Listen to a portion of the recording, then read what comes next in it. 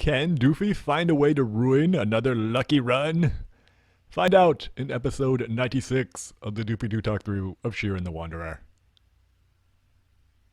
Hey fellow wanderers, I did not save on a critical turn for once, but I think I'm going to use this monster scroll to make a monster house in this huge room. Not any really dangerous enemies on the floor, although, now that I think about it, I think there are rice changers on floor 4, I believe. So if I had made that monster house and a rice changer had appeared next to me, it could have rice balled my melding jar and I would have been really, really pissed off. Oh, Doofy, again, not a really bright decision. But I lucked out. Nothing really bad going on here. Got a staff of sloth for this evil veteran. I think I'm going to let the dead soldier wander around. Maybe he'll level up somebody like a rice changer and get some experience. If he levels up somebody else, I think I'll be able to handle it. Should I waste my staff of sloth charge on this rice changer? Should I try to save it? I'm just gonna use it. Sometimes when you see a lot of loot, you get really greedy and you don't want to use any items. You're like, no, I must conserve all my items. But I don't want to get too greedy. Just use up my staff of sloth, make sure I don't get anything important rice changed. There are a lot of rice changers coming. Hey, a rice boss too. Ooh, I don't want to get surrounded by a rice boss though. Better take this guy out now. Put down my melding jar. Take out the rice changer. Eventually I'm going to have to make some rice balls. But I got a little rice ball here to kill the rice changer. Sweet, didn't miss. And now I'm over leveled. So this run starting out very, very well. I've already ID'd a ton of items because of the earlier monster house and then this monster house too. Uh-oh. Put this down. I'm gonna need to make some rice balls, but I have some. And I think there's an enemy. I don't know, we'll see. I think there might be a shop up there because there's an enemy up at the top that's just been sitting there forever. That might be a shopkeeper. So we shall see. Could be a sleeping enemy though, so don't know for sure. I don't want to step. Ugh. Oh my gosh. I'm so happy and excited. I'm stepping on traps. So I don't want to step on a big landmine. That wouldn't ruin the run. I got a Cairo, but be kind of a waste. Let's see. I have an unequipped trap down here so I can try on all this stuff. Oh no, what do? I can just unequip it. Again though, not being really careful enough as far as stepping on traps. I think, I don't know, remember the very first run I had in Face Final Puzzle was a lucky run? This is really the, I mean I had some average runs after that, but this is really the only other run I can remember, at least. It's been a long time. That has been clearly a lucky run. I mean, obviously this is an amazing start to a Face Final Puzzle run. So, I should probably start playing it more carefully. But my name is Doofy Doo, so that's probably not going to happen. Alright, an anti-drain armband. That's one of the items that makes a Face Final Puzzle run a lot easier. Because when you're fighting Skull Race later on, or low poly dancers, or shaped cacti, all those guys, their special power is pretty much neutralized by an anti-drain armband. Alright, don't step on a pitfall trap. See, that monster has not moved at all, so oh yeah, it is a shop. Alright, monster house. I made one on a floor with a shop. So I need to concentrate. This episode I was going to talk about a jar I skipped last episode. I skipped one jar. I was talking about my jar women analogies. It was the venting jar. But I don't know if I can talk about that and think about shopping simultaneously. Another 3K armband. Oh, and a 3K herb. A 3K herb is either a sleeping herb or an herb of victory. So, Let's label that 3K. And I'll ID it, and then I'll know if I ever find another 3K herb that it is the other one, whichever one it isn't. You know what I mean. I'll eliminate this one, and then I'll know. Oh, I already have one. So it turns out I already have one of those 3K herbs on me. So yeah, I'll ID that. That'll be a nice thing to know.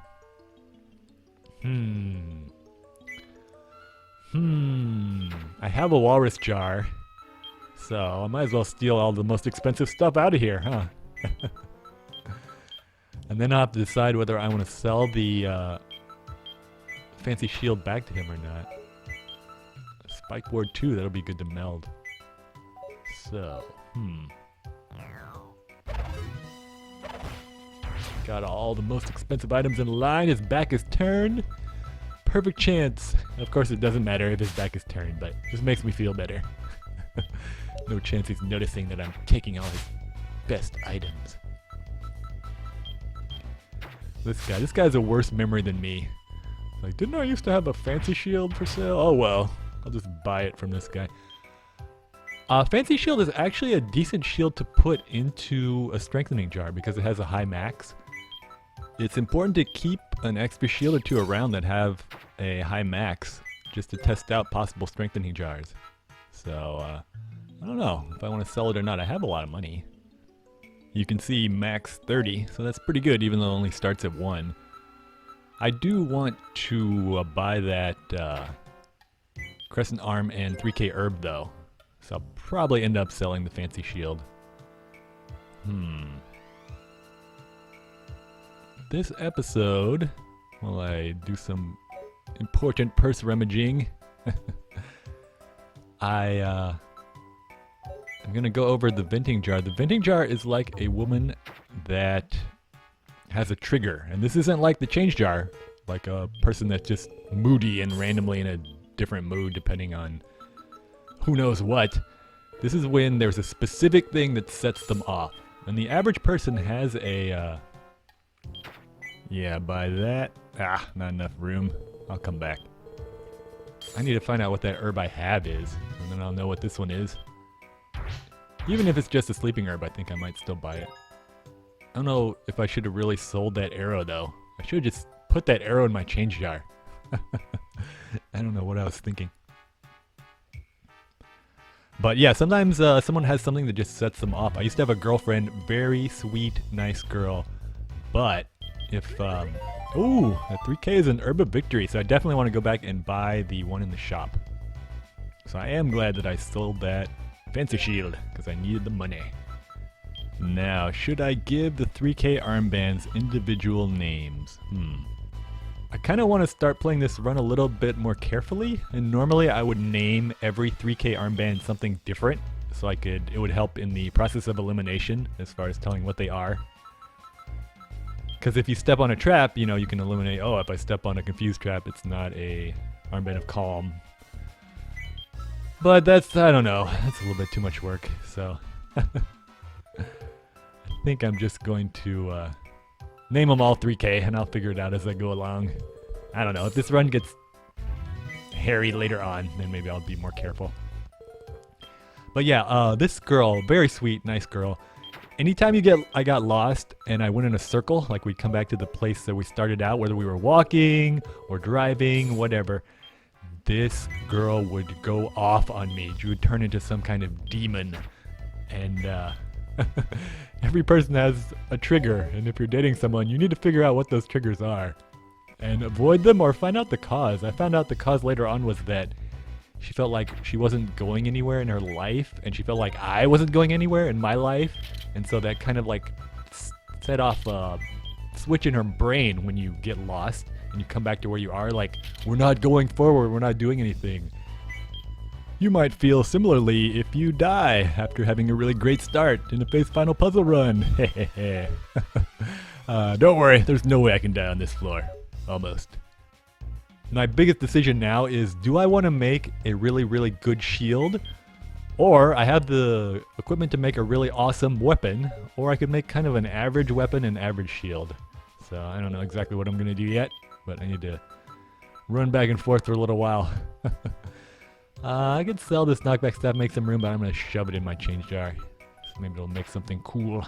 Let's see. Oh, got another staff to ID. That's good. And an herbicide, I suppose. And I got the fox scroll. I'm sorry. I couldn't resist. I'll never do that again. But, yeah, I figured out that it was like a fear in her mind that she wasn't going to go anywhere in life and that I wasn't going to go anywhere. So, I was just very, very careful not to get lost when I was dating this woman. And that's a stereotype, guys like to explore and figure out where they are and get lost, and that's how they learn about their environment.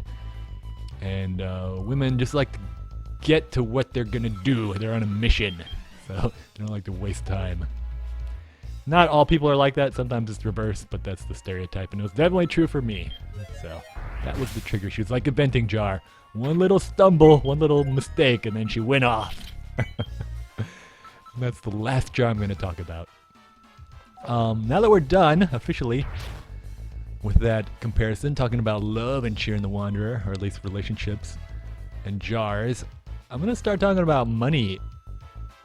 And those are really the three big things that the American education system does not teach you a lot about. They don't teach you about time management. Remember we talked about time. They don't teach you about relationship management. They expect you to just learn that in your private life, and most people do, but it took me a while. And they don't teach you about money management, managing money. It's like impolite to talk about money when you're just talking to someone casually in America.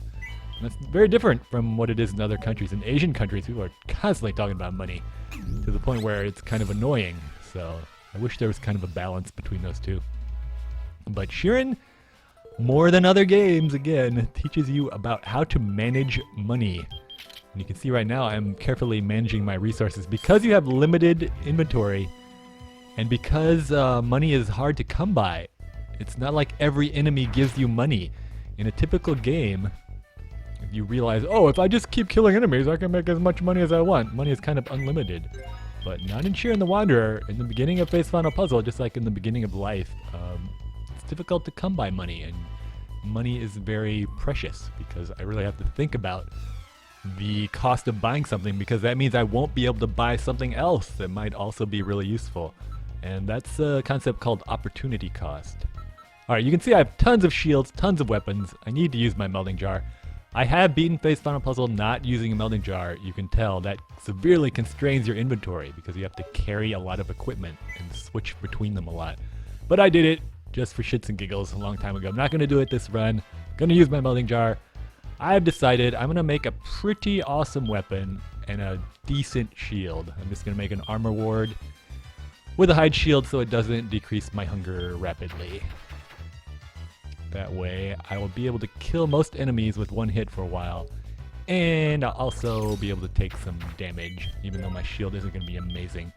So floating monsters and drain monsters, that'll help me with Lopala dancers and death angels or death reapers. And this armor ward is pretty good. It's strong. It's not going to make me get hungry. So I'll be pretty well set up now for the coming floors, because I'm over leveled by a lot and I have good equipment. So I can kind of relax for a while. Although I don't want to relax too much.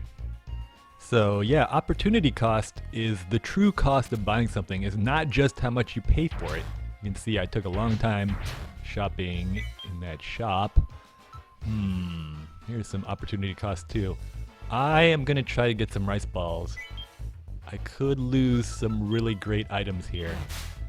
So, I don't know. I already lost my crescent arm. That's not a huge loss.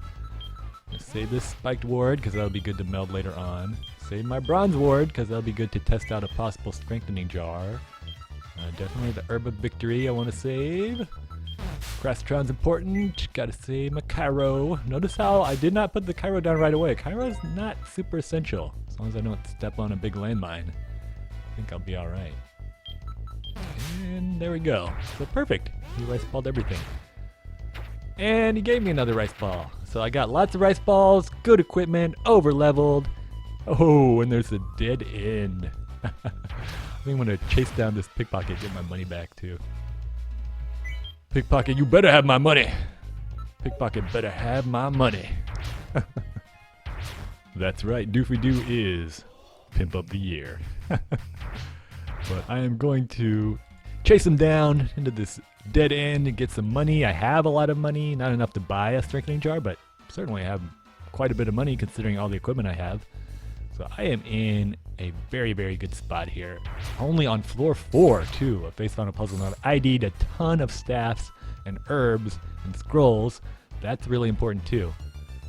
So this is, I don't know if I'm gonna get a better beginning than this for a while. So hopefully I will go far in this run and not do something incredibly dumb. Like let this dead soldier level up someone really bad, but he's behind me, so I think I'll be just fine. Oh, and I got some arrows. All right. Opportunity cost is what I was talking about. The opportunity cost means you take into account all of the things you could have used the money for. So maybe you pay 10 bucks for a meal. The price of that meal is not just 10 bucks. The price is also what you could have bought with that 10 bucks instead of the meal. And same thing in Shiren. The price is not just the item, the price is what other items you could have bought with that money. All right. I'm going to go ahead and save here. Next episode, I'm going to upload the next part of the run in Scroll Cave. I think I talk about morality and politics. Ooh, an hour of morality and politics. Sign me up. But I'll see you in a couple weeks again. Back in Face Final Puzzle. Bye-bye. Pickpocket better have my money, even if it's poisoned to sleep and slowed. Pickpocket, you better have my money. Because if you don't, I'm gonna break off a knockback staff in your bouncy green ass. I got the fox scroll.